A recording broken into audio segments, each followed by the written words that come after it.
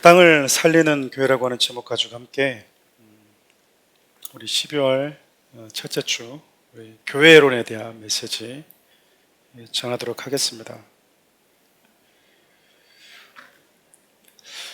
우리가 성경을 읽게 되고 또 예수 그리스도를 만나게 되면 참 많은 은혜들이 있는데요.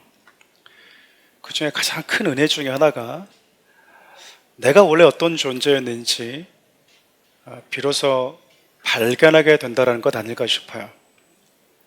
그리고 저와 여러분들에게 주신 하나님께서 주신 이 세상이라고 하는 곳이 얼마나 아름다운 곳인지, 그리고 얼마나 하나님께서 우리에게 주신 이 세상의 선물과 같은 곳이었는지 비로소 보는 눈이 열리게 되는 것, 그것이 예수 그리스도를 만나고 하나님의 자녀가 된 이후에 새롭게 알게 된 사실이 아닐까 싶습니다. 무슨 말인가 하면 저 여러분들이 살고 있는 이 세상이 참 아름답죠. 그럼 여러분들이 자연을 보고 오거나 그리고 아름다운 여행지를 경험하고 오면 와, 정말 예쁘다, 너무 아름답다라고 하는 생각 가끔 들 때가 있지 않습니까? 집에만 있는 분들이야 뭘 알겠습니까? 누워있으면 천장만 보이고, 그런 분들은 여행 좀 다니시길 추천을 드립니다. 네. 가끔 또 그랜드 캐년 같은 데 한 번씩 갔다 오신 분들 보면 와 그러잖아요. 그렇지 않나요? 다녀오신 분들이 없는 것 같아서 참 아쉽습니다. 다음에 여러분들이 기회 있을 때 꼭 다녀보실 수 있길 바라요. 갈 때 저를 꼭 데리고 가주시면 감사하겠습니다. 근데 여러분 그거 아십니까? 저와 여러분들이 보고 있는 이 아름다운 세상이 한번 망가진 세상이라고 하는가? 참 예쁜 세상이고 참 아름다워 보이고 깨끗한 세상인 것 같지만 실제로 저와 여러분들이 발을 딛고 살아가는, 또 저와 여러분들을 만나는 이 자연이라는, 이 지구라는 이 환경이요, 노아의 방주 때, 노아의 홍수 때 한번 큰 고통을 경험한 적이 있습니다. 그러니까 지금 저와 여러분들이 경험하는 이 세상은 하나님이 맨 처음 창조하셨던 세상은 아닌 거죠. 하나님의 진노를 한번 경험한 세상이에요. 바싹 늙어버렸습니다, 지구가. 사람이 한번 고생하고 나면 어떻게 되는지 아시죠? 늙어버립니다. 여러분들 지금 보고 있는 지구가 나이가 많아 보이는 이유는 그 사람들이 몇억 년, 몇십억 년 이렇게 얘기한 건 겉늙어서 그렇습니다. 그래서 여러분들 가끔씩 우리 학생들 보고 겉늙었다고 이렇게 나이 많이 얘기하는 경우 있잖아요. 여러분, 실제 나이가 다릅니다. 피부만 보고 겉에 외모만 보고 함부로 말하시면 안 돼요. 가끔 저를 보고 이렇게 참 나이 어리게 보시는 분들이 되게 많더라고요. 내일 모레 50인데 제가 그래도 뭐 좋습니다만은 지구 나이가 많아 보이는 이유는 큰 아픔, 큰 진노로 인해서 엄청난 고생을 해서 그래요. 그래서 저와 여러분들 살고 있는 이 세상은 하나님 맨 처음 창조했을 때 그 세상은 아닌 거죠.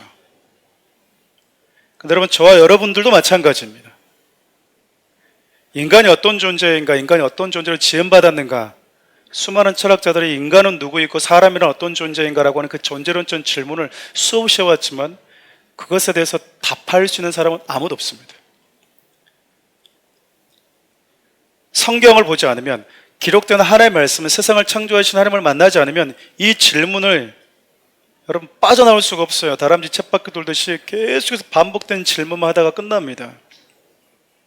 근데 여러분, 하나님을 만나게 되면 원래 인간이 어떤 존재로 지음받았는지, 인간이란 원래 어떤 존재인지 비로소 깨닫게 되는 것이죠.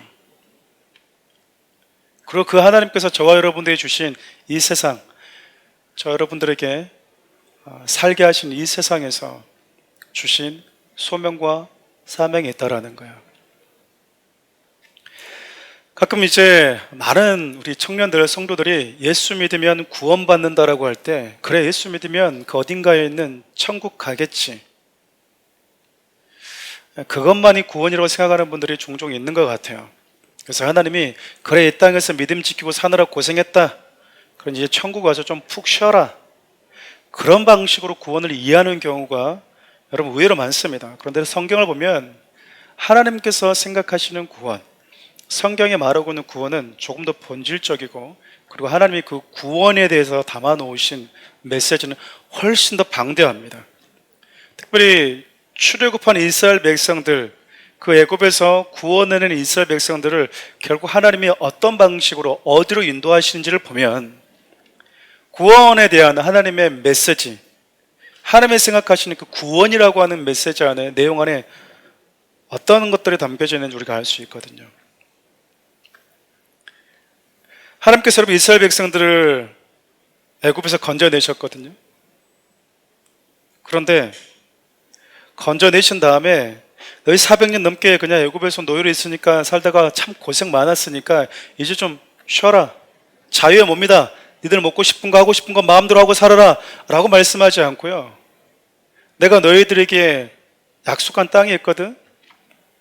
내가 너희들에게 주려고 준비한 땅이 있어. 거기 같이 가자 라고 말씀하고 계세요. 성경이 참 땅에 대한 이슈가 우리가 생각하는 것보다 좀 중요하게 다뤄지고 있거든요. 여러분 창세기만 보더라도 그래요. 하나님께서 세상을 창조하신 이후에 해와 달을 만드시고 빛과 어둠을 나누시고 하늘 위의 궁창과 땅 아래 궁창 만드시잖아요. 그리고 다 만드신 이후에 인간이 살 수 있도록 땅을 만드시거든요. 하나님께서 만드신 모든 피조세계뿐만 아니라 하나님이 만드신 세상이라고 하는 땅도 참 아름다웠습니다. 여러분 아름다웠다라고 하는 것은 하나님께서 창조하신 그 모든 피조물이 하나님이 정해주신 그 본연의 모습과 본연의 위치를 가지고 있었다라는 거예요. 그것이 가장 나다운 모습인 거다. 가장 인간다운 모습이고 피조물다운 모습이라고 하는 건 하나님께서 그들에게 주시는 본연의 모습을 가지고 본연의 위치에 있는 거거든요. 그럴 때 가장 나답고 가장 아름다운 것입니다. 그리고 하나님은 인간이 살고 있는 그 땅 한복판에 에덴이라고 하는 곳을 창설하셔서 그곳에 살게 하셨어요. 에덴이라고 하는 뜻 자체가 기쁨이잖아요. 하나님의 기쁨, 극한 기쁨이 있는 곳, 그리고 그곳에서 사방으로 강줄기가 흘러가게 만들었습니다. 온 세상을 풍성하게 적시는 물줄기가 이 기쁨, 극한 기쁨이라고 하는 에덴에서 시작돼서 흘러갔던 거예요. 근데 여러분, 인간이 인간다움을 포기하고 하나님이 주신 인간의 본연의 자리에서 벗어나자 자기 자신뿐만 아니라 그들이 밟고 살아가는 땅이 함께 저주를 받게 돼요. 우리 창세기 3장 17절에서 19절 말씀 함께 읽어볼까요? 아담에게 이르시되 내가 내 아내 말을 듣고 내가 내게 먹지 말라 한 나무 열매를 먹었은즉 땅은 너로 말미암아 저주를 받고 너는 내 평생에 수고하여 그 소산을 먹으리라. 땅에 내게 가시덤불과 엉겅퀴를 낼 것이라. 내가 먹을 것은 밭의 채소인즉 내가 흙으로 돌아갈 때까지 얼굴에 땀을 흘려야 먹을 것을 먹으리니 내가 그것에서 취함을 입었음이라. 나는 흙이니 흙으로 돌아갈 것이니라 하시니라. 하나님께서 인간을 창조하시고 그들에게 땅을 주셨는데 인간이 범죄할 때 함께 저주받은 게 땅이라는 거예요. 또 이 말씀을 보고 이렇게 말한 분들이 있어요. 괜히 아내 말 들어가지고, 괜히 여자 말 들어서 이 사단이 났구나. 그래서 가끔씩 아내 말 잘 들으면 됩니다 라고 말하는 것에 대한 반기를 들을 때 이 구절을 사용한 분들 종종 계시더라고요. 근데 여러분, 이 말씀과 상관없이 우리 결혼하시게 된 분들은 가장 잘 사는 비결 중에 하나가 아내 말 잘 듣는 겁니다. 우리 남성분들 할렐루야. 네. 아멘을 안 하시는 분들은 늦게 장가를 갈 수가 있어요. 네. 이유열을 불문하고 아내가 하는 말을 잘 듣는 것, 여러분에게 참 잘 사는 방법입니다. 미리 알려드렸습니다. 네. 시행착오를 겪지 마시고, 네. 아내가 하자고 그런 대로, 아내가 먹자고 그런 걸로, 아내가 가자고 하는 곳을 함께 요요히 순종하면서 따라갈 수 있는 우리 청년들, 우리 남자 성도님들 될 수 있기를 바라요. 다만 아멘하는 거 보니까 이게 장가가길 원하시는 분들. 다만 본질에서 벗어나는 부분에 있어서의 방향성은 남성들이 잡아줄 필요는 있는 것 같아요. 왜냐하면 하나님께서 인간이 무엇을 지키며 살아야 될지 먼저 말씀하신 건 남자였거든요. 그렇지 않아요?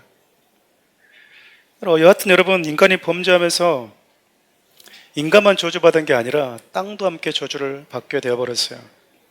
여러분, 땅이 저주받자 무슨 일이 벌어진 줄 아십니까? 사람의 손에 피투성이를 만들어버리는 땅으로 바뀝니다. 가시와 원건키가 나는 거예요. 결실을 하려면 그것을 먼저 제거해야 되는 수고를 해야만 하는 존재가 된 것이죠. 하나님이 만드신 세상이라고 하는 그 아름다운 정원을 망가뜨려 버렸어요. 인간이. 그럼 지금도 보면 우리가 살아가는 이 세상을 가장 더럽히는 존재가 누구냐 하면 사람인 것 같습니다. 청정의 지역을 갔다 와도 마찬가지지만 정말 예쁜 곳, 정말 깨끗한 곳에 사람이 한번 갔다 오면 더러워지잖아요. 그래서 여러분, 개울가에 갔을 때 여러분 밑에서 씻으면 안 되는 거 아시죠?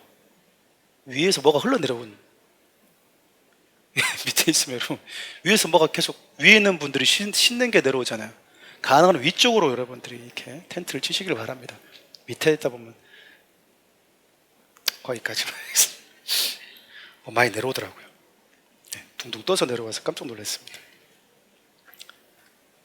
지금도 여러분 우리가 살고 있는 세상에 이 조그마한 이 지구라고 하는 땅덩이, 여기에 인류가 살고 있는 유일한 땅이잖아요. 근데 이곳에 나 살고 너 죽자 폭탄을 던지면서 땅을 망가뜨리고 있는 것 다 인간들입니다. 동물들이 땅 망가뜨리는 거 봤습니까? 다 사람들이에요. 땅을 더럽히고 땅을 망치는 것, 인간의 죄와 탐욕으로 인해서 없어서는 안 되는, 우리가 발을 딛고 살아가는 이 땅들이 더럽혀지고 있고 망가뜨려지고 있다는 거예요. 여러분, 인간이 평생 발을 딛고 살아야 되는 이 땅이 죄로 인해서 더럽혀졌고 지금도 더럽혀지고 있어요. 참 가슴 아픈 일 아닙니까? 가만히 내버려두면 여러분, 인간 때문에 세상이 망하게 생겼어요. 인간 안에 있는 그 죄악과 탐욕과 욕심이요, 이 지구라고 하는 땅덩이를 그냥 가만히 놔두지 않는 것 같아요. 너무 욕심이 많으니까 땅을 쉬게 해줘야 되는데 땅을 계속 돌리잖아요. 땅에 여러분 영양분이 사라지는 거예요. 없어? 그럼 여러분 거름을 넣어서 메워버립니까? 영양분 내 이 녀석아 하면서 계속 먹으니까 땅이 영양분이 다 사라져 버리는 거예요. 가끔씩 여러분 우리가 뷔페 같은 데 가면 막 담잖아요. 그렇죠? 그거 다 버립니다. 요즘에 로봇가 와서 이렇게 음식을 가져가잖아요. 그런데 안 가보셨나? 네. 좀 괜찮은 거 가면 로봇가 나옵니다. 네. 쟁반을 가져가잖아요. 그러면 절반 음식이 있어요. 아니 그렇게 못 먹을 걸 왜 그렇게 떠갖고 오지? 상식적으로 보면 그게 다 어디서 나온 겁니까? 땅에서 나오잖아요. 땅을 쉬지 못하게 해 만들면서 그렇게 하면서 자신들의 이익을 챙기기 위해서 만든 인간의 탐욕의 결과들인데 풍족하다고 생각하니까 감사를 모르는 것 같아요. 다 버려버리는 거예요. 누군가에게는 그것이 얼마나 한 끼 요긴하게 배부를 수 있는 것인데, 그래서 그것이 로봇가 와서 가져갈 때마다 한 번씩 어떤 생각을 하냐면, 만약에 일주일 전쟁이 일어나서 먹을 것이 없다면 저기 있는 것 고상함 떨면서 안 먹을 사람이 여기 있어요? 나눠드리겠습니다. 여러분들,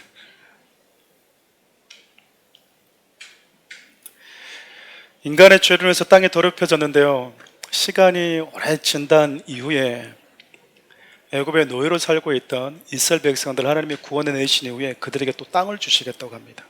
또 땅. 하나님 부동산 공인 중개업자도 아니신데 참 땅에 대해서 정말 많은 내용들을 언급하세요. 그냥 애굽에서 그냥 살게 해주시면 되는데 그들을 끌고 기어이 하나님의 정하신 약속의 땅으로 가겠대요. 여기는 분명한 메시지가 하나 있긴 해요. 구원받은 백성들은 애굽이라고 하는 그 문화 안에서 결코 살 수 없다. 하나님이 없이 살아가는 세상 속에 사는 것이 아니다. 그런 메시지가 물론 담겨 있긴 합니다. 하나님께서는 그들을 왜 가나안 땅으로 인도하려고 하셨을까요?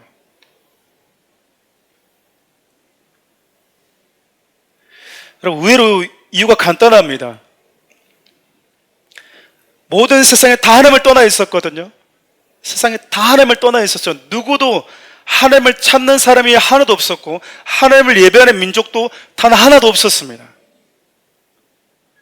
앞서 얘기했던 것처럼 맨 처음 인간이 어떤 존재였는지 범죄하고 난 이후에 망가져버린, 저주받아버린 그것이 진짜 참 인간의 모습인 줄 알고 우리는 그냥 살아가고 있어요. 우리가 저주받기 이전에, 망가지기 이전에 인간이 어떤 모습이었는지 우리는 별 관심이 없습니다. 왜냐하면 망가진 이후에 우리는 태어났으니까. 세상도 마찬가지예요. 그렇게 하나님 없이 사는 게 너무나 익숙해져 버린 이후에 그게 원래 세상이고 그게 원래 사람이고 원래 그것이 우리가 살고 있는 세상이고라고 우리는 그냥 그렇게 받아들이거든요. 근데 하나님이 구원받은 백성들을 건져내면서 하나님의 약속의 땅으로 인도하시면서 하고 싶었던 메시지는 분명합니다. 원래 인간이 어떤 존재였는지, 원래 인간은 하나님 없이 사는 존재가 아니라 하나님 이시 사는 존재라는 것. 원래 인간은 하나님과 함께 거하는 자였다라고 하는 것.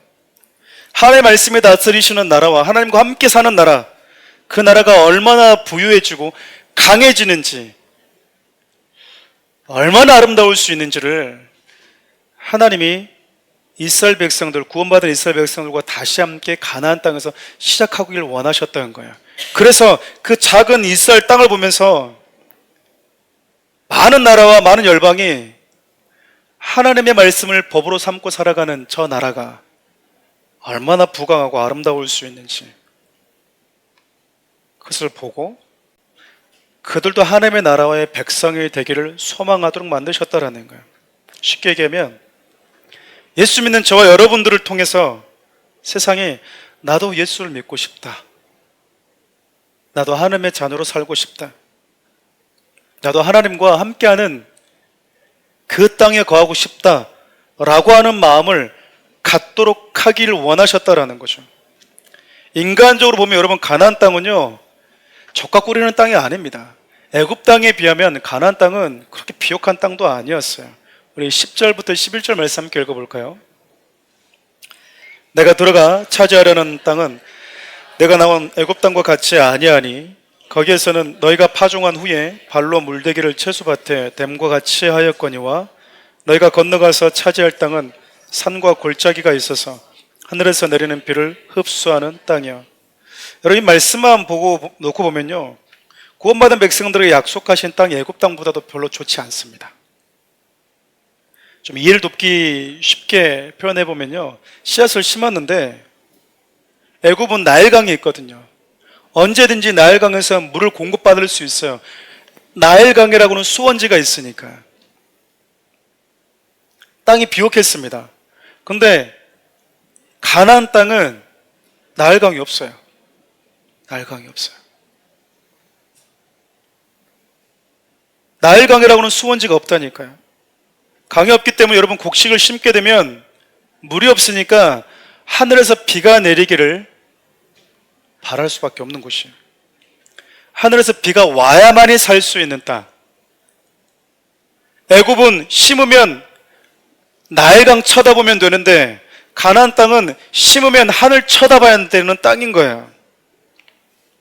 여러분 인간적으로 보면 나일강은 보는 이들로 하여금 심적인 안정을 주기에 충분합니다. 왜냐하면 눈에 보이잖아요. 바로 눈앞에 나일강이. 여러분 넉넉한 수원지가 보이잖아요. 물이 많아. 너무 좋아. 근데 하늘은 언제 비가 올지를 모르잖아요. 내가 원할 때마다 물을 떠올 수 있듯이 내가 원할 때마다 자 이제 비가 와. 그냥 멈춰. 그런다고 해서 하늘에 비가 멈추거나 비가 오거나 하지 않잖아요. 그런가요? 가끔 이제 신앙에 객기를 부리는 분들이 종종 있어요. 저도 그런 객기를 한 번씩 부려봤습니다. 학창시절 때 제가 믿음이 있다고 생각했기 때문에 비가 오면 우산을 후배들한테 다 주고, 선배는요, 비 안 올 거야. 그래서 제가 기도를 하는 거죠. 하나님, 저는 우산을 다 줬습니다. 이제 제가 가는 곳마다 저만 비를 안 맞게 해주십시오. 막 달리잖아요. 별로 안 묻었어. 주여. 혼자서 그렇게 막 생각하면서, 나는 별로 비를 안 맞았어. 나는 간대하다. 나는 별로 안 맞은 사람이다. 그러지 않습니다. 빨리 달리면 빨리 달릴수록 똑같이 비 맞는 거 아시죠? 네. 여러분, 가나안 땅이요, 촉각 꾸리는 땅이 아니고요. 가나안 땅은 약속의 땅이라고 말하고, 믿는 자들에게 있어서 가장 아름다운 땅이고 믿는 백성들을 위해서 준비한 땅이라고 하는데, 그 땅이 가지고 있는 유일한 매력은 하늘만 쳐다봐야 된다는 거예요. 하나님이 비 안 주면 살 수 없는 땅이라는 거예요. 여러분, 일반적으로 사람들에게 나일강에 있는 애굽 땅에다가 씨를 심을래? 그리고 그 땅 선택할래? 아니면 비가 와야만이 결실할 수 있는 가나안 땅, 그 땅에 살래? 물어보면 여러분 대부분 다 나일강에 살고 싶어요. 그렇지 않나요? 아브라함과 롯이 헤어졌어요. 근데 롯이 어떤 땅을 선택하냐면 소돔과 고모라 땅을 선택합니다. 우리요, 소돔과 고모라 어떻게 선택했어요? 여러분, 그 땅이 비옥했기 때문에 그래요. 물이 넉넉했거든요. 그래서 간 거예요. 당연한 겁니다. 여러분, 상식적으로 보면 애굽 땅이 가나안 땅에 비해서 훨씬 더 비옥한 땅이거든요. 근데 왜 하나님은 이스라엘 백성들에게 굳이 가나안 땅에 살라고 하셨던 걸까? 왜 하나님만 바라보면 안 되는 땅, 하나님만 바라봐야만이 살 수 있는 땅으로 인도하셨던 걸까? 왜 굳이 그것이 약속의 땅이었을까? 이스라엘 백성들은 가나안 땅에서 씨앗 심고 이제 뭐 해야 됩니까? 하늘 쳐다봐야 됩니다. 하나님 비를 주셔야 되겠습니다. 하나님 비를 안 주면요, 저희는 살 수가 없습니다. 제가 수고했던 것들은 다 물거품이 됩니다. 제가 수고했던 모든 것들의 결실은 맺을 수가 없습니다. 당신이 비를 주셔야 됩니다. 여러분, 그렇게 기도하며 살아가십니까? 그 삶의 현장 여러분들이 가나안 땅인 거야. 하나님 안 도와줘도 되는 거야. 하나님 없어도 나는 언제든지, 하나님이 아닌 다른 수원지가 있어요. 여러분, 여전히 애굽 땅에 머물고 있는 거거든요. 우리가 구원받아서 하나님의 자녀가 되었다고 하는 것은 무엇이냐면, 내가 열심히 수고하고 땀 흘리고 나서 하늘을 쳐다보는 거예요. 하나님이 주셔야 됩니다. 여러분, 가나안 땅은 결실했을 때 하나님이 주셨다고 말할 수밖에 없는 환경이에요. 부정할 수 없는 환경입니다. 그렇잖아요. 내가 열심히 노력해서 내가 한 모든 수고가 비로소 보람이 있으려면, 수고한 것에 대한 의미가 있으려면 하나님이 비를 주셔야 되기 때문에 그래요. 그래서 하나님이 참 독특하게 당신이 유월절 어린 양의 피를 주고 생명의 값을 주고 사신 너무나 소중한 당신의 백성, 구원받은 당신의 백성들을 당신만 바라봐야만이 되는 땅으로 이끄셨다니까요. 근데 여러분, 그 땅이 또 어떤 땅인지 아십니까? 우리 12절 말씀을 표준 세번이와 함께 읽어봅시다.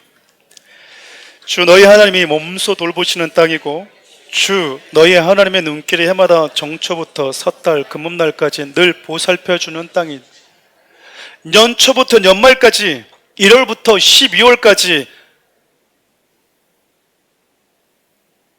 아침부터 저녁까지 하나님의 눈이 머무는 곳, 하나님의 마음이 있는 곳, 하나님의 돌봐주시는 땅이 또 가나안 땅이래요. 원래 여러분, 저주받기 전에 땅은 절로 과실을 맺는 곳이었거든요. 그 가나안 땅 이전에 절로 과실을 맺는 땅을 경험했던 게 바로 에덴이잖아요. 에덴이 어떤 곳이었습니까? 하나님의 마음이 있는 곳, 하나님의 눈이 있는 곳, 그리고 그 땅은 하나님의 말씀 안에 거하는 땅이었거든요.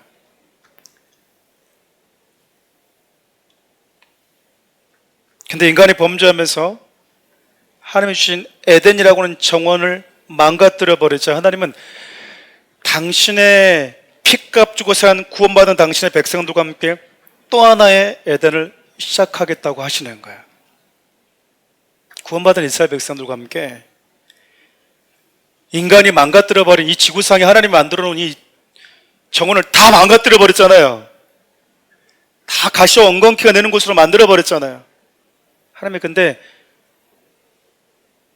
정원을 망가뜨렸던 아담과 달리 이미 망가진 이 세상 속에서 하나님이 약속하신 그 한 땅을 구별해가지고 여기서부터 다시 정원이 시작하죠. 여기서부터 다시 시작하죠. 그리고 말씀을 주세요. 말씀을. 여러분, 아담은 가시와 엉겅퀴를 경험하지 않았었잖아요. 철로 과실을 맺는 곳이었으니까. 땅이 나에게 너무 호의적이었다고요.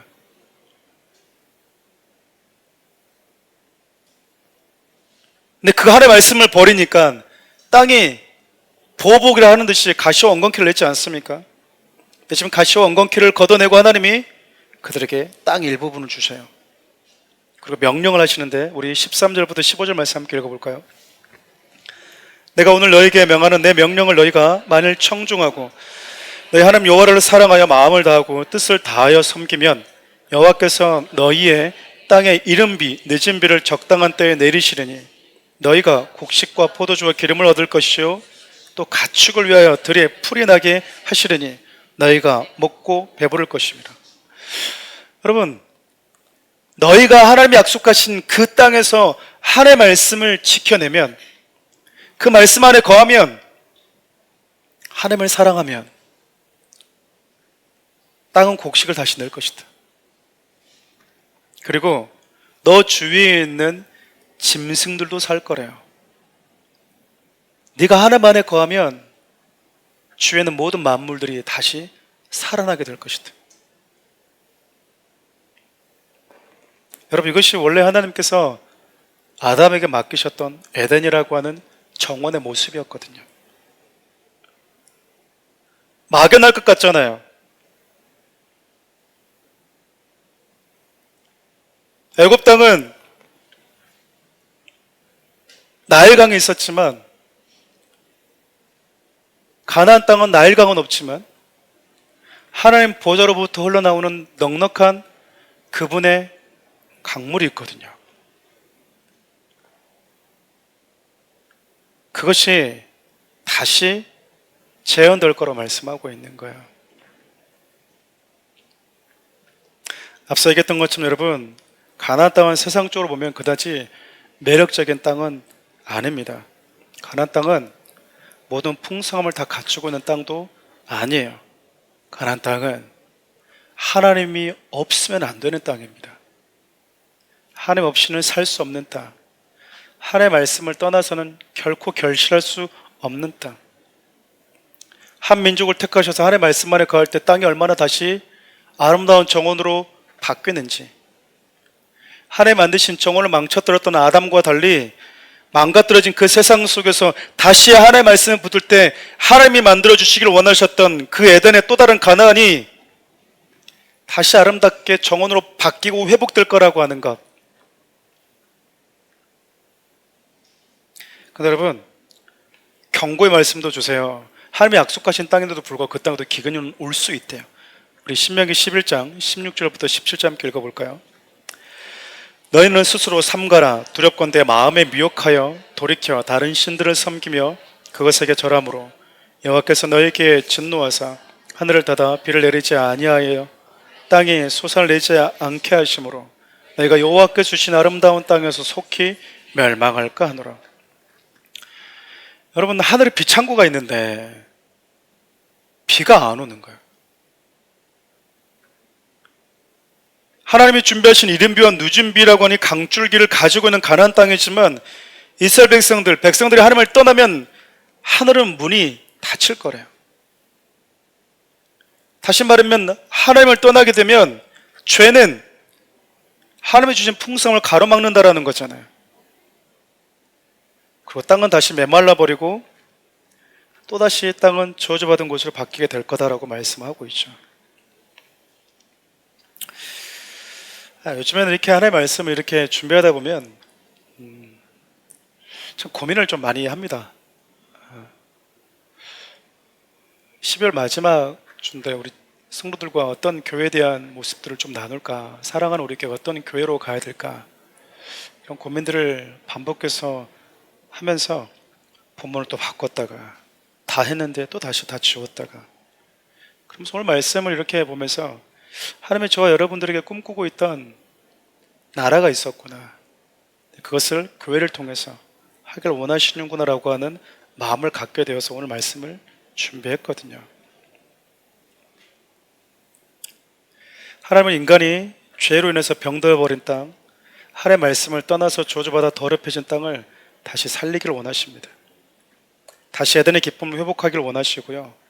하나님 말씀 안에 거하는 것이, 그분 안에 있는 것이 얼마나 세상을 아름답고 풍성하게 하는지 믿는 자들, 구원받은 백성들을 통해서 다시 재현하고 싶으셨던 거예요. 근데 여러분, 하나님은 단순히 세상이라고 하는 땅만 회복시키고 싶은 것이 아니었어요. 그분이 정말 회복시키고 싶은 땅, 정말 살리기를 원했던 땅은 또 하나가 있었습니다. 창세기 3장 19절 말씀 함께 읽고 말씀 마무리하려고 합니다. 함께 읽어볼까요? 내가 얼굴로 돌아갈 때까지 얼굴에 땀을 흘려야 먹을 것을 먹으리니 내가 그것에서 취함을 입었음이라. 너는 흙이니 흙으로 돌아갈 것이니라 하시니라. 땅에서 취함을 입은 존재, 땅과 함께 저주받은 또 다른 땅, 흙으로 지음받아서 다시 흙으로 돌아가야 되는 저와 여러분, 땅과 함께 저주받은 또 하나의 땅, 바로 저와 여러분들입니다. 여러분, 하나님이 아담을 창조하셨지만 아담이 하나님이 주신 아름다운 정원을 지키지 못하잖아요. 그리고 그로 인해서 세상이 다 저주를 받아버려서 하나님은 애굽의 노예로 했던 그 자들을 구원해내시고, 자 이제 구원했으니까 편하게 살아, 복받고 살아, 맛있는 거 먹고 풍성한 성공의 가도를 달리면서 살아, 그런 게 아니고요. 구원받은 그 백성들과 함께 다시 하나님의 나라 시작하자. 이 모든 세상에 다 하나님 없이 살고 있다. 하나님 없는 삶이 너무 당연하다고 생각하면 살고 있다. 하나님 없이도 너무 재밌는 게 많단다. 그 재미가 결국 내 영혼을 갉아먹는 부정적인 중독과 같은데도 불구하고 하나님 없이 사는 게 즐겁단다. 자기 몸을 자해하는 것이 즐겁단다. 구원받은 내 백성아, 이제 나는 너를 통해서 그것이 아니라 하나님 안에 거할 때 인간이 얼마나 아름답고 세상은 얼마나 아름답게 변하는지 나는 세상 가운데 다시 보여주고 싶은 꿈을 꾸고 싶다. 여러분 알다시피 애굽에서 구원받은 이스라엘 백성들도 하나님의 이 꿈에 부합하지는 못했습니다. 이들이 하나님의 말씀 안에 거했을 때는 강한 성도 무너뜨리고 세상의 그 어떤 제국도 무너뜨릴 수 없는 땅이었고, 수많은 열방에서 지혜를 듣기 위해서 이 조그마한 땅덩어리 왔거든요. 여러분 지도를 보면 이 가나안 땅은요 보이지도 않아요. 지리적으로 보면 여러분 아주 열악한 환경에 있거든요. 그 땅이 가지고 있는 환경도 그렇게 매력적인 땅은 아니거든요.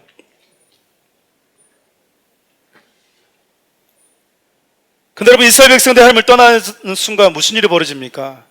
또다시 바벨론의 포로라고 하는, 또다시 다른 민족의 포로가 되어버렸어요. 누군가의 지배를 받는 존재로 전락해버렸다는 겁니다. 여러분 하나님의 말씀에 순종하는 것, 부담스러울 때 있습니다. 그 부담 정도는 가지십시오. 가지십시오. 부담을 왜 싫어하십니까?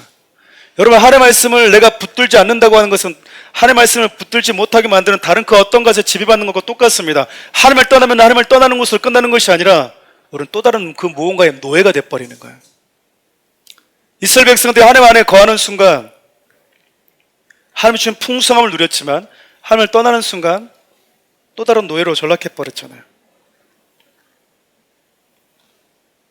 그리고 하나님 약속하신 그 가나안 땅에서조차 하나님의 정원은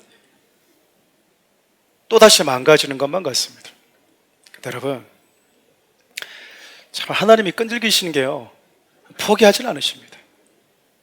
내가 창조한 세상, 내가 창조한 내 백성들에게 하나님은 내가 원래 니들을 어떻게 창조했는지, 너희들과 함께 꿈꿨던 세상은 어떤 세상이었는지 나는 반드시 보여주고야 말 것이다.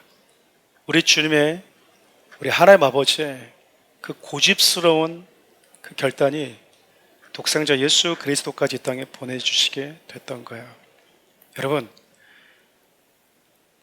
아담도 안 되고 구원받은 이스라엘 백성들도 못했던 가시와 엉겅퀴가 난무한 이 세상 가운데 우리 주님이 들어오셔서 손에 발에 핏자국을 묻혀가면서 그 가시와 엉겅퀴를 다 걷어내고 저주받은 또 하나의 땅덩어리, 저주받은 그 진흙덩어리인 저와 여러분들을 만지시기 시작하시는 거예요. 그리고 생기를 불어넣으신 후에 저주받았던 그 흙덩어리인 저와 여러분들이 새로운 피조물로 바뀌어버렸어요. 저와 여러분들이 구원받은 하나님의 백성이라고 하는, 하나님의 자녀라고 하는, 그리스도 안에 있으면 새로운 피조물이 된다라고 하는 그 은혜를 경험한 자가 되어버렸다니까요. 자, 이제 다시 하나님은 또 꿈꾸실 겁니다. 애굽에서 6월절 어린 양을 잡아가면서 건져내신 당신의 이스라엘과 함께 꿈꿨던 그 꿈을 예수 그리스도를 십자가에 못 박아서 물과 피를 쏟게 하신 그 하나님, 그래서 구원해낸 저와 여러분들, 또 다른 이스라엘인 저와 여러분들을 통해서 하나님은 이 꿈 다시 꾸고 계시다라는 거예요. 사랑하는 우리의 청년들, 사랑하는 우리의 성도분들, 교회가 무엇인가? 교회가 세상의 소망이라고 하는 이유가 무엇인가? 적어도 교회 오면 물론 죄인들이 모인 곳이고 내가 죄인이라고 하는 것을 인정하는 자들이 모인 곳이고 내가 병든 자라고 하는 것을 인정하는 곳이기 때문에 여러분, 교회 안에 그다지 매력 있는 사람들 올 거라고 생각하지 마십시오. 다 돌봄이 필요한 분들이 오시는 게 맞습니다. 좌우를 둘러봐도 왜 이렇게 돌봄 필요하지? 왜 이렇게 말을 이렇게 하지? 네.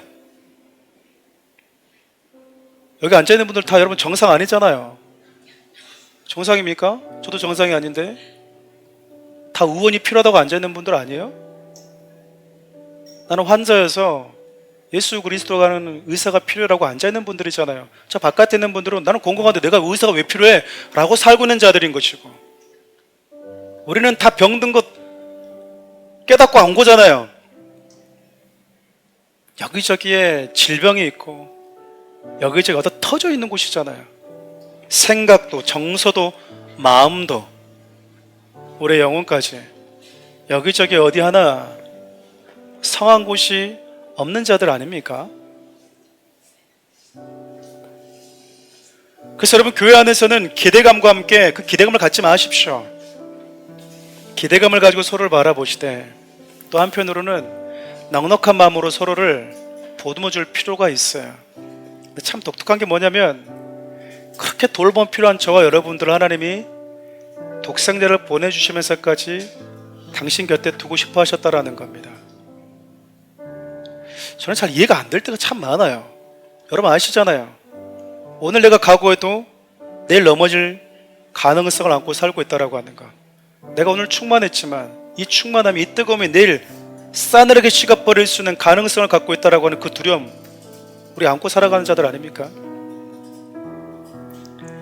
하나님이 저 여러분을 선택해서 사랑하셨다고 하는 것은 그 모든 걸 다 알고 선택했다라는 거잖아요. 우리는 누군가를 만날 때 그의 미래를 알고 이 이후에 뒤에서 나를 해코지 할 것 같고 내 뒤통수를 칠 것 같으면, 그걸 내가 미리만 알았다면 안 만나죠. 안 만나죠. 왜 만납니까? 근데 우리 주님은 오늘 너무 뜨거워서 주님 앞에 내 생명을 드릴 것 같음에도 불구하고 내일 싸늘하게 식을 걸 알면서도 우리를 원하시는 분이세요. 그러니 여러분 자신에게 뭐가 대단한 게 있다고, 나는 이런 존재면 안 된다라고 여러분 스스로 여러분의 값을 매기지 마십시오. 여러분 살고 있는 세상 가면 또 어떻습니까? 성공하면, 좋은 차를 타고 다니면 뭐가 있는 것 같잖아요. 벤츠 타고 오면 문을 탁 열어주지만, 좀 작은 차 타고 가면은 문 잘 안 열어주잖아요. 돌잖아요. 주차자리에 안 주고. 예쁘면 인정받고 사람들의 마음과 한심을 사지만 그렇지 않으면 세상에서 여러분들의 가치를 인정 못 받는 곳이지 않습니까? 물론 사랑하는 우리 교회 청년들은 그 걱정은 제가 개인적으로 없습니다. 다들 인물이 잘나가지고 큰 걱정은 되지 않습니다만은, 여러분 그런 세상에 자꾸 노출되다 보면요, 세상이 원래 이런 세상인가? 원래 이런 곳인가? 그들의 눈에 비춰진 내가 진짜 난가? 저렇게 바꿔야 되는 건가? 진짜 그들이 보는 것처럼 내가 그렇게 볼품 없는가? 그러면서 우리 마음이 점점 황폐해져 가고 죽어가는 거예요. 여러분, 예수 그리스도 왔을 때 가장 먼저 회복되는 건 여러분의 삶의 넉넉함이 아니에요. 우리를 가장 부유케 하는 것은 성공도 아니고 여러분 돈도 아니에요. 예수 그리스도거든요. 예수 그리스도 나를 가장 부유케 한다고요. 나를 당당하게 만들어줘요. 예수 그리스도가 나에게 오면서 세상에 나를 어떻게 평가하든지 그 평가에 좌우지되지 않은 사람으로 바뀐다니까요. 휘둘리지 않고 세상이 뭐라 해도 나는 그분 앞에 존귀한 자였다고 하는 것, 우리 집 오셔서 지금 그거 알려주고 싶은 거잖아요. 범죄하기 전에 너희들이 얼마나 아름답고 존귀한 자였는지, 죄로 인해서 이걸 잃어버렸고 세상에 가시 엉겅퀴를 내서 보지 못하게 만들어서 너희들이 보고 있는 건 그것뿐이었지만, 아니 원래 너희들이 지음받았던 건 하나님의 존귀한 형상대로 지음받은 자라고 하는 것, 그게 바로 너였다라고 하는 것을 하나님 예수님을 통해서 보여주고 있는 거예요. 저주받은 그 진흙덩어리 속에서 우리 주변에 손을 만지면서 하나씩 하나씩 빚어가면서 다시 재창조하면서 내가 이렇게 나한테 소중하다, 그게 구원받은 저와 여러분들입니다.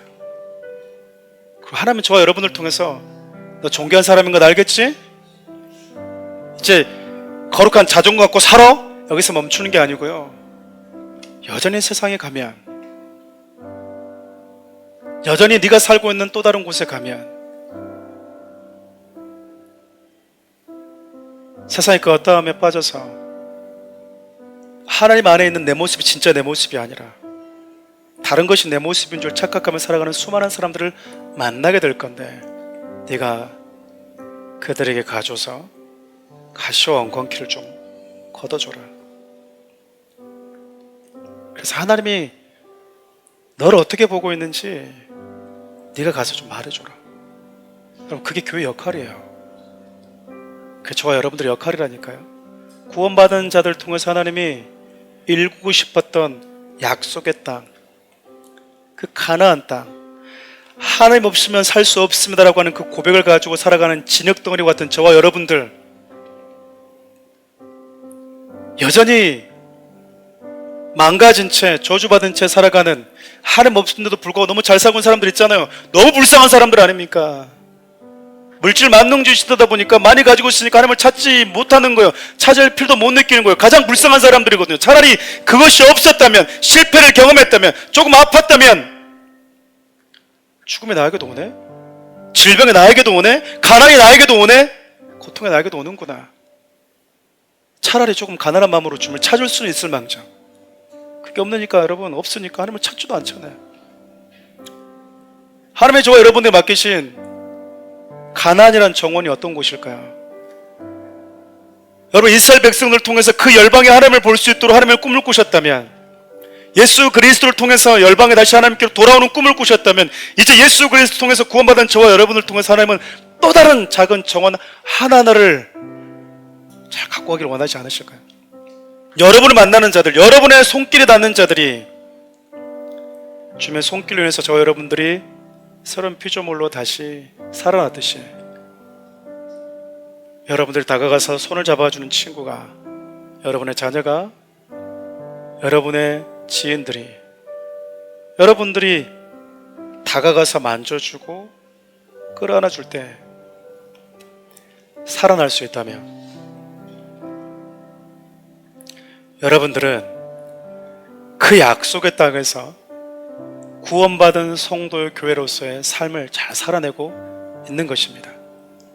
사랑하는 우리 교회는 그런 교회이길 원하고 그런 교회로 살기를 원합니다.